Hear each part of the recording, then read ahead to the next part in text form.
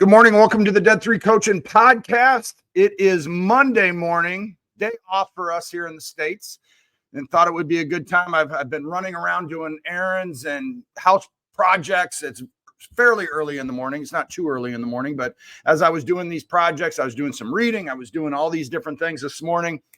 There were things on my heart, I guess, and my mind as I started thinking about putting a podcast out today. And if you're watching this on YouTube, many do not, which is absolutely fine. It is a place that you can go. If you just search Dead 3 Coaching or go to the show notes, you should be able to find it. But what you'll find there with this episode is someone that has just been drinking coffee, that woke up late and has been doing house projects. So I am, without question, not put together. But listen, we're 15 days in. I don't know how much longer I'm going to say this. How long do you continue to say Happy New Year to people? I heard somebody say that they are done receiving and saying Happy New Year around the 15th, which is today. So I don't know how much longer I will continue to say that we are on chapter one of a book, a book that is 12 chapters, and we are on page 15. My youngest son, my middle child, is an eighth grader, and as I dropped him off for basketball or for school or picked him up from school or something like that last week, three of his friends that he was walking with, one of them reached out and says, "Hey, I really like your podcast." And so, and then Tyler got in, my son Tyler got into the car and started laughing. He said, "Hey, some of my friends are listening to your podcast." So, hey, everybody that is listening, I really appreciate it. We have started the new year. I don't amplify this as much as I should and will and need to. I believe that in 2024, that will change here a little bit as I'm immersed in consuming a lot of content, and some of it is built around that, and building this brand up, building this, company up, business up, content up, community up is ultimately what I want. And so I think that will change. But 15 days in, this is as good as it's been for our podcast. So I'm watching the people that are subscribing and following and sharing, and it's actually been a crazy good start to the year.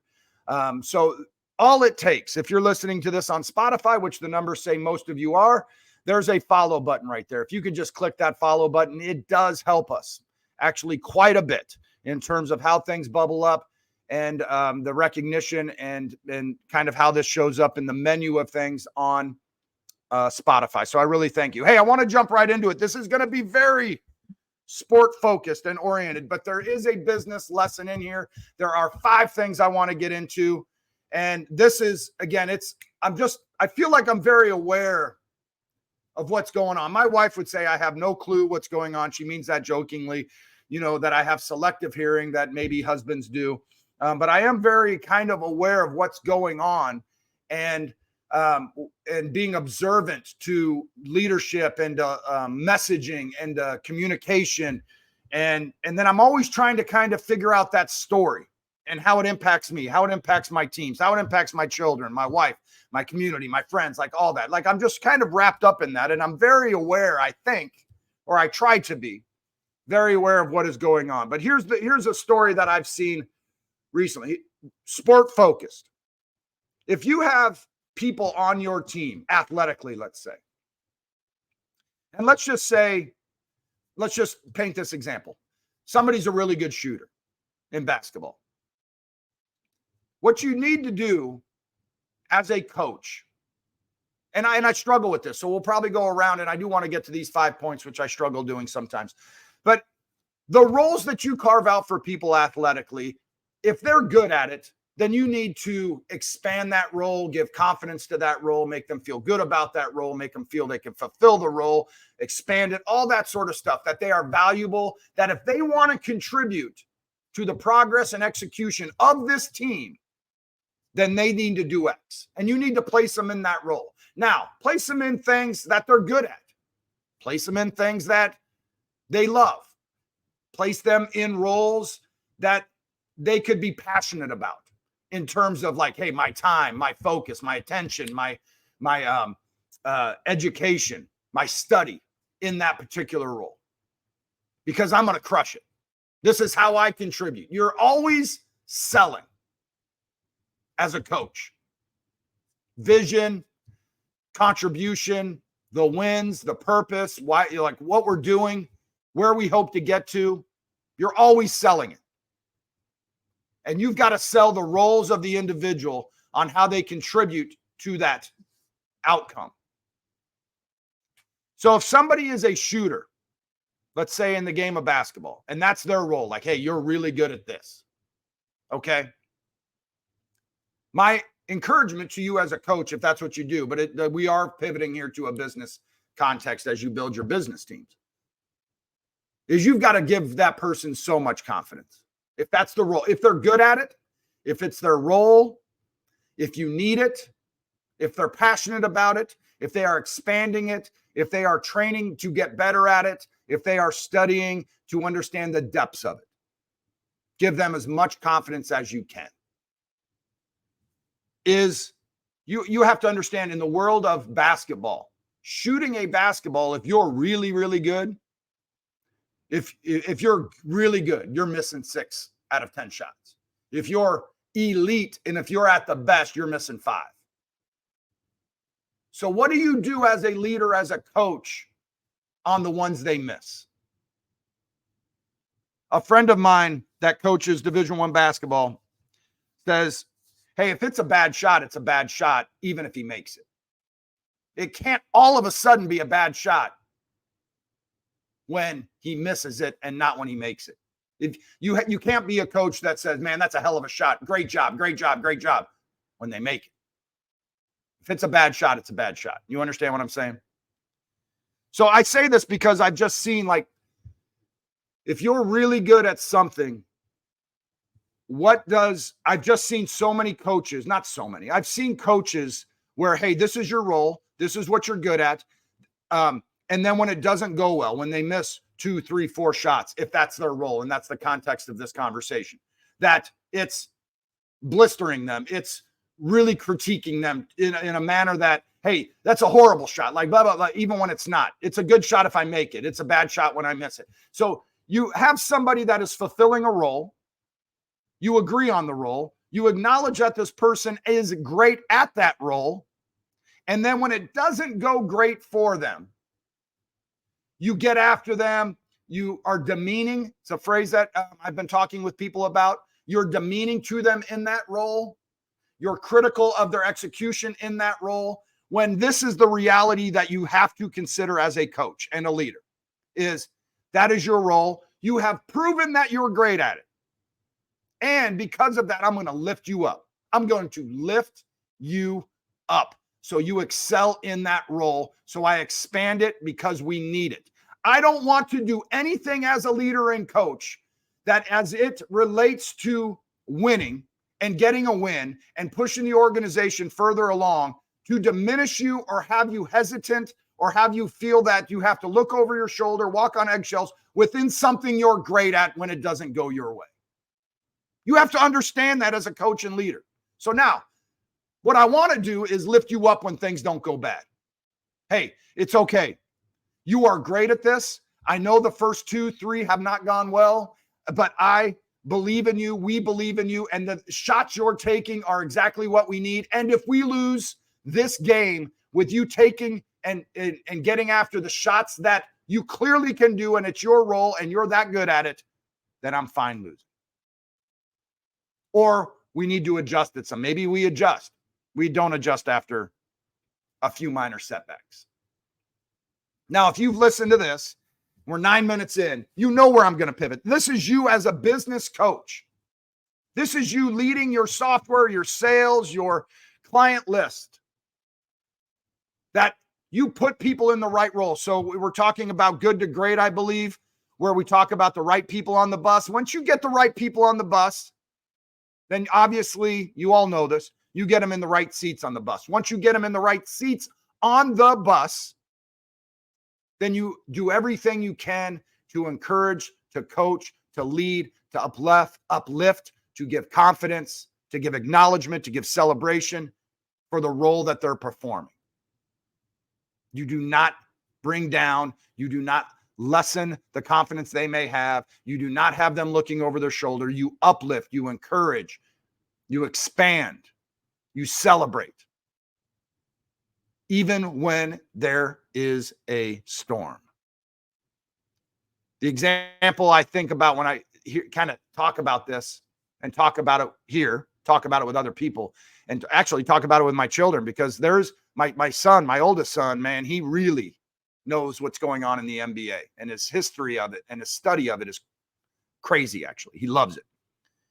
And we were talking about the time Steph Curry missed 13 shots in a game, 13 in a row. Didn't phase him, didn't phase his coach. Because that's his role, that's his gift, that's his talent, that's his unique ability. To quote this 10X is easier than 2X book, everybody's got a unique ability, and it's not always going to go great, but you have leadership. Steve Kerr, head coach of the Warriors, in a timeout saying, man, I would do anything to have been the player you are, because nothing shakes you. You think you're that good in your role, in your unique ability. And I wish I had that. You're amazing. It's that cost, man. It's a cost to uplift and encourage and change people as a leader. Instead of, now listen, if you have somebody that is delusional about their role and their abilities and their contribution, yes, you got to do some coaching. There was a phrase, there is a player at Duke University right now, and I heard this quote about him. If you were to see him shoot a basketball, and I watch a lot of Duke basketball, I'm like, why in the world is that dude shooting? And the quote is, and I may not get it exactly right, but somebody said that athlete, that player, has so much confidence in being bad at something than he's ever seen in an athlete. That's not an exact quote, but you understand what I'm saying. That dude has so much confidence in being bad at something. Like, we can't have that. Like, you can't be shooting, like, to give a basketball perspective, 5% and think you're Steph Curry. You can't. So, but coaches have to understand that role, and if you've placed them in that role. So now, you know how we position this now to the professional world. Things are not going to go well for you and your teams. You're going to lose games. You're going to lose clients. You're going to lose sales. You're going to lose software releases. And you have to have, if you've got the best team around, it is going to not go well. So what do? You get after them for not being good enough. You get after them for, you diminish and bring down their confidence that they have in themselves. Oh, this person doesn't believe in me. People say, or I have said, and I've heard, this is not original, the most important confidence on the team is the confidence the coach or leader has in the team members to do certain things. In the world of basketball and shooting, it's not the players' confidence that's most important. It is the coach's confidence in the player. Hey, I believe in you. I have crazy good confidence that you can do this, and that confidence is going to then rub off on the player so they have elevated confidence. That is the most important confidence. And it's the same thing in the business world. I believe in you. And I know you can do it. And things have not gone well this quarter, this sale, this week, that phone call, these phone calls, whatever it is. It's okay. Now, let's circle back with one another. Let's get some feedback going. Let's get some discussion going on why it's not going well. And let's get better, because I believe in you. You're the best we have at this. This is the role you fill. And I don't ever want you feeling that you can't shoot it. You understand what I'm saying there? That you're not the closer. Or I don't ever want you feeling you can't close sales. I don't ever want you feeling you can't, release this software, do whatever you do for the team, the QA, the writing the code, making, the software requirement, whatever it is. I believe in you. Things are not always going to go our way, but I've got the right team to win. And I've got the people in the right roles to win. So here are the 5 things. And I'm really driven by this because we do deal with young athletes. You want to challenge kids and young athletes that they can become, be, do, have. 10X is easier than 2X. You can be, do, have anything.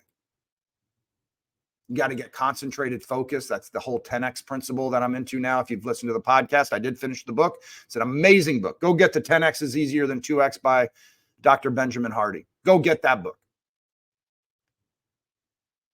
But you want to have people believe they can do anything. Now, when it's game time, maybe they don't get to do everything. When it's sales time, maybe they don't get to make all the calls. When it's software time, maybe they don't get to do X.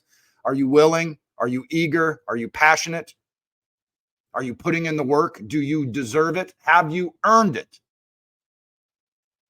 Do you deserve it, and have you earned it? So you don't want to say, hey, you can't ever. But I think we need to be an organization and have organizations that build up, that give confidence, that are confident in people's roles, responsibilities. I believe we need to have organizations that are 10X, not 2X. I know that doesn't mean much right now. We'll get into it in another podcast. We've got to be able to have people think that we can 10X this business, this team, this product line, this organization, this basketball team, that we can 10X it. And then we've got to figure out how we get locked in on our 20% to push us there. What is that 20%? Here are the 5 things real quick on how to build confidence within your team and these people, and you're the people you're leading.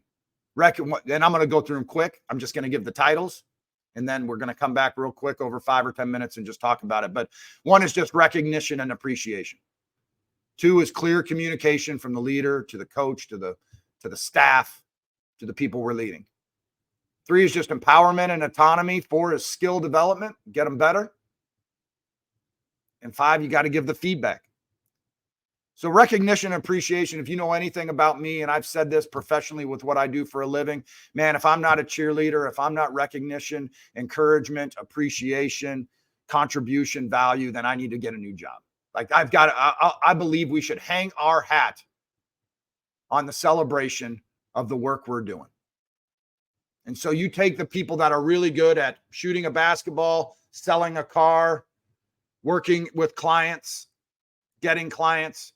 When they get their wins, man, you celebrate the hell out of it. And even when things don't go well and you get your losses and you miss 2 or 3 shots in a row, it is the confidence, it's the recognition, it is the appreciation of how good they are, even when it's not going well.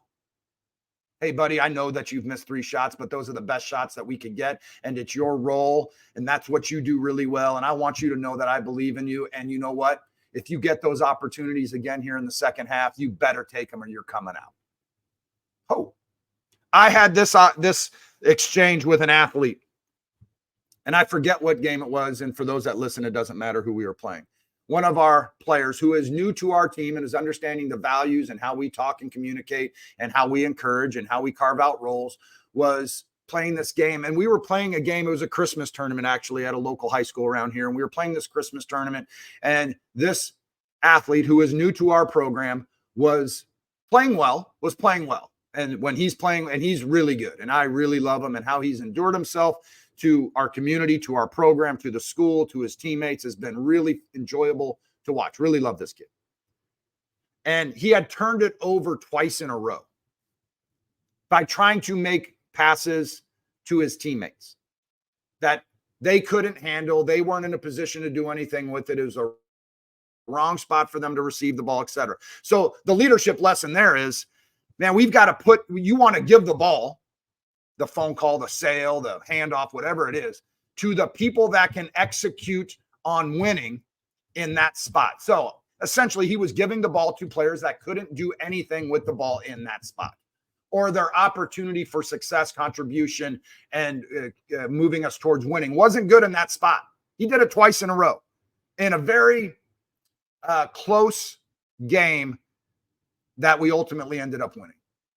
Then during a free throw or something, I stood up and pulled him aside. I said, listen, you're giving the ball to people that can't do anything with it there. I appreciate that you're being unselfish trying to get them the ball. The better opportunity is for you to attack, for you to fulfill your role, for you to take shots and be selfish in those moments to score. Those are the better options for us in those situations. He looked at me and he said, Coach, I've never had that level of a green light. He didn't say it exactly like that, but you understand what I'm saying. Like, nobody's ever talked to me like this to give me that confidence, that green light. And he went on, I'm not saying because of that conversation, he went on to have a crazy good game, and we won a game that was close.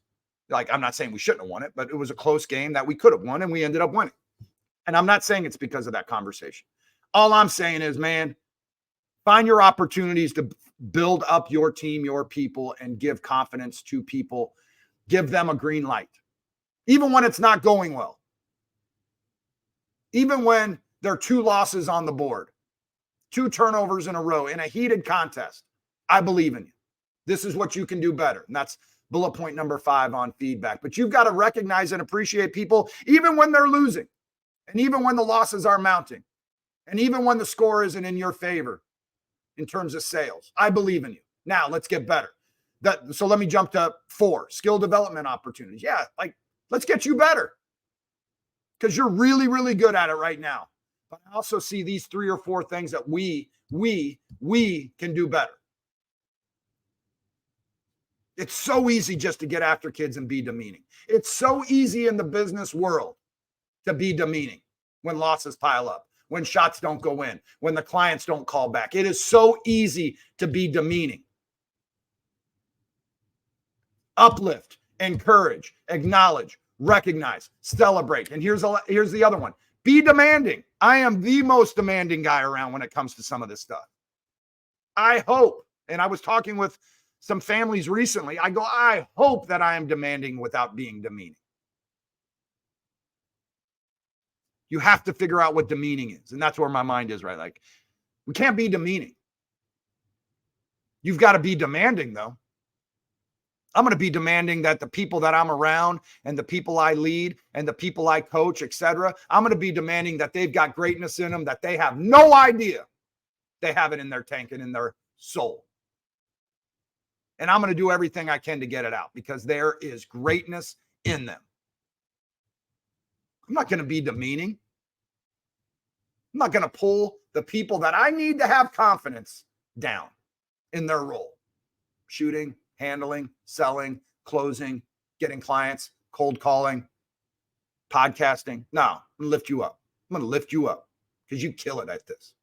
Clear communication. We got to ensure that there's open, transparent communication from leader to player to worker, whatever it is, right? We got to clearly articulate the expectation. It can't be a bad shot all of a sudden. It can't be a bad shot. It's like the sales guy that is absolutely killing it. And you know what? He's converting 70% of his shots, or not shots, sales, 50% of his sales, and he's just killing it. You know he's killing it. And he's got these quarters where he's, 30, 40, 50% closing. Maybe he's 80, 90, whatever that is in your industry, somebody that's just killing it. And then all of a sudden, a new quarter starts and he's at 20%. This story impacted me mightily.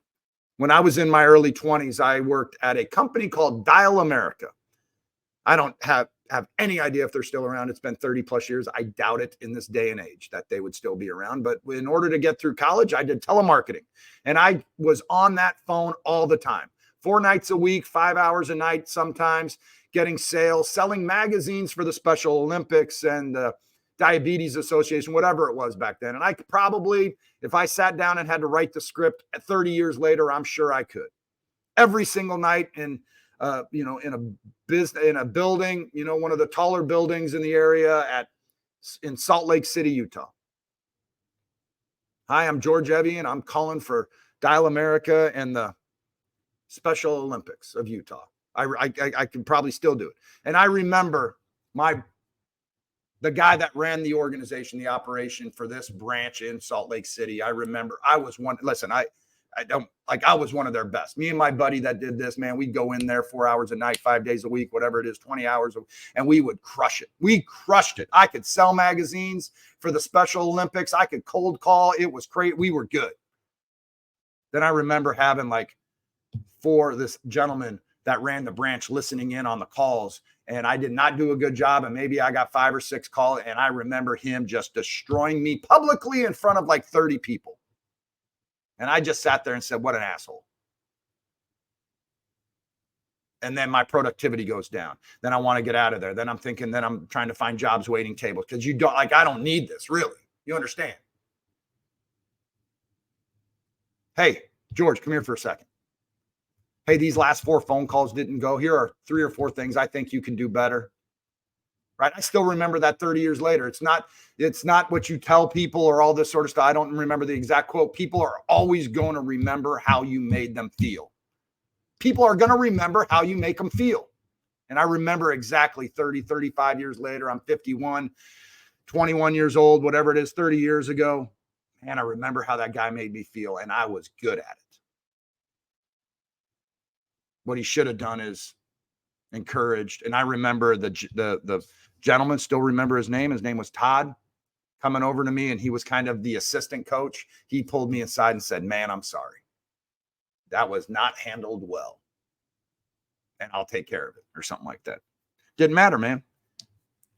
Clear communication, empowerment, autonomy, skill development, get people better. Find people that are passionate. Find people that are willing to work, that are passionate about the organization and their roles. And I don't know if this is true or not. I hear many things in podcasts. I write it all down that it impacts me and is valuable to me. And it doesn't mean that it's all true. But I've heard that the word passion in Latin or Greek or wherever the origin of words ends up coming from, that the word passion means suffering. Suffering. So do you have people that are so passionate about what they do that they literally will suffer to develop those skills, those traits, those roles and responsibilities to crush it? If those people are that passionate that they will suffer, that they will do whatever they can to fulfill that role and be great at it, and then you're going to embarrass them and call them out in front of 30 people when they might be your best. So people that are passionate, that are willing to suffer to be great, you've got to uplift. You got to coach. You've got to, bullet point 5, give constructive feedback. Don't ever take somebody that is great at what they currently do, somebody that is passionate, willing to suffer for what it takes to be great, somebody that is all in, that when things don't go well, you crush their confidence, even though you need them. What if in the world of basketball that we're talking about, that you destroy somebody's confidence, that you like, now I'm all over the place. Bullet point number 1, not on this list here of confidence. But man, as a leader, you have to understand that you are going to need people in these roles. And when you need them to execute that role, they need to be at their greatest. You need them. So if they're great at that role, you can't bring them down to where you're embarrassing them and getting after them in front of 30 people selling magazines over the phone. Because when you need them to close, when you need them to win, you want them all in, bought in, and willing to execute and do the suffering it takes to be great. You're going to need them. And you've got to have, if you need them in that role, you've got to encourage and build confidence in that role that they can be great. You can't have them not wanting to be there. You can't have them wanting to go wait tables when they're really good at selling magazines. So listen, recognize, appreciate, celebrate, contribution, clear communication, empowerment. We've talked about that a lot. Autonomy, skill development, get people better. Hey, listen, you're really good at this. Hey, I really love this. You're really good at this. Let me do what I can. There's an NBA player. There's an NBA player named Keith Van Horn. I was lucky enough to watch him a little bit in college. He was at the University of Utah. His numbers retired. He's the all-time leading scorer at Utah. And I was there, observed personally over 3 years, like in person.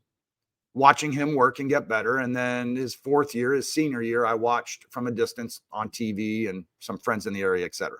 But that being said, the one thing he did, and he ended up playing in the NBA. He was the second pick in the NBA draft. He was drafted behind Tim Duncan, who was at Wake Forest. Like, he was that good. The best thing he did was when he was a freshman, he became friends with a guy whose name's escaping me right now. And that guy was not that good. He was a walk-on. He was never going to play, but they became best friends. And that person ended up being the person like, hey, I'm really good at this. I really love this. I could play in the NBA. I'm going to be an All-American. I'm going to score the most points. We're going to get to the Final Four, blah, blah, blah, all this sort of stuff. And then this guy named Kelly, now that I remember his name Kelly, ended up being his best friend and said, hey, I will hang out with you and I'll rebound for you. So I come back to the skill development. I'm passionate. I'm willing to suffer. I'm great at it. I have high confidence. I have coaches that believe in me, that give me the confidence. Skill development opportunities. Hey, here's a dude that wants to hang out with me. He doesn't want to party, doesn't want to chase girls. He wants to be in the gym and he wants to rebound for me. And I'm going to be great because I have that in my life. Man, that's powerful. Can you do that? Then as a coach, if you have that, as a leader, you have that sales guy. While everybody on a Friday is out at the corner bar, you have a guy making calls, planning his week, reading sales books, gets there at 6 a.m, has more done before 7 than most people get done by noon. Like, you got all that, and then you're going to crush that person when 2 sales don't go his way. It's a 10x mindset versus a 2x mindset. And some of us are thinking 10x and need to have people around them that are encouraging them to get there. And some people just want to keep you where you are. 2x it. Just do more of that. Hey, listen, quick podcast on a Monday. It's a holiday. I'm actually really fired up. I hope that you've enjoyed this. Please continue to share these for me. It's going great. It's been a great start to the year. Many of you that listen to this, and the numbers are growing.